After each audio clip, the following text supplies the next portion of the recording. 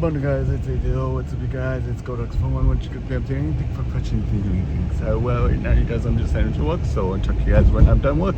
Need some kikabas. So right now, you guys, I'm just heading to work. We got some signers.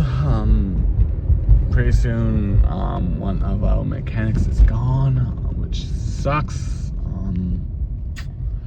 Yeah, it kind of sucks that he is no longer working with us. He's gonna be in a different department, so that kind of sucks. Just I don't know. So best wishes to him. It's gonna be a little bit different. Yeah, so that's what's going on, you guys. Yeah, I have mashed potatoes and chicken. And JJ, I hope you guys enjoy this episode. Guys, do give it a big thumbs up. Good night.